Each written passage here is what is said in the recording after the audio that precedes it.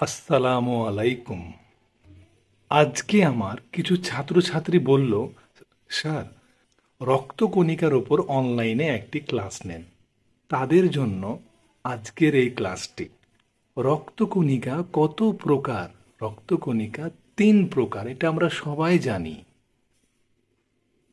এক হচ্ছে RBC, WBC, platelet. এগুলোর আবার কিছু অপর নাম রয়েছে যেগুলো আমরা সাধারণত ভুল করে থাকি। আজকে শুধু আরবিসি নিয়ে আলোচনা হবে। ওকে, চলো তাহলে শুরু করা যাক। একটি বিষয়ের কতগুলো অপর নাম হতে পারে খেয়াল করো। আরবিসির পূর্ণরূপ হচ্ছে রেড ব্লাড কর্পাসলস। কোনো বইয়ে রেড ব্লাড সেল দেওয়া রয়েছে, কোনো সমস্যা নাই, হবে।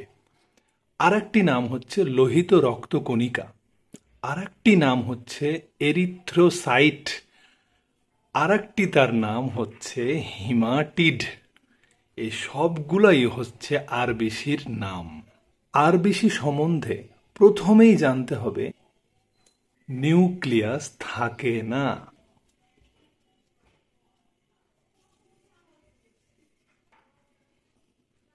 আরবিসির গড় আয়ু 120 দিন অর্থাৎ 4 মাস।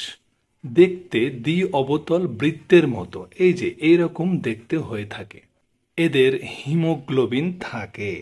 মনে রাখবো, হিমোগ্লোবিন দুটি অংশ নিয়ে গঠিত। একটি হচ্ছে হিম, অর্থাৎ এটি আয়রন ঘটিত হয়ে থাকে, যেটি বডিতে থাকে 4%। আর একটি হচ্ছে গ্লোবিন, এটি একটি সরল প্রোটিন যেটি 96% হয়ে থাকে। দুটি মিলে গঠিত হয় হিমোগ্লোবিন। আরও মনে রাখবো, একটি আরবিসিতে অর্থাৎ একটি লোহিত রক্তকণিকায় হিমোগ্লোবিন থাকে 29 পিকোগ্রাম। তবে সেটা যদি 100 ml রক্তে দেখা যায় তাহলে সেখানে হিমোগ্লোবিনের পরিমাণ থাকে 16 গ্রাম। খুবই ইন্টারেস্টিং একটি ব্যাপার, খেয়াল করো। অভাব দেখা দিলে, মানে একেবারেই অভাব, তখন সেটাকে আমরা বলবো অ্যানিমিয়া, মানে রক্তশূন্যতা। লোহিত রক্তকণিকার পরিমাণ খুবই বেড়ে গেছে, তখন সেটিকে বলবো পলিসাইথেমিয়া রোগ।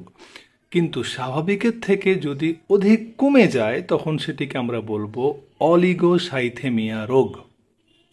যেটি আমরা ভুল করে থাকি সেটি হলো হিমোগ্লোবিনের ত্রুটিজনিত একটি বংশগত রোগের নাম হচ্ছে থ্যালাসেমিয়া। আমরা এগুলোর সাথে এটিকে গুলিয়ে ফেলি, এটি আমাদের আর ভুল হবে না।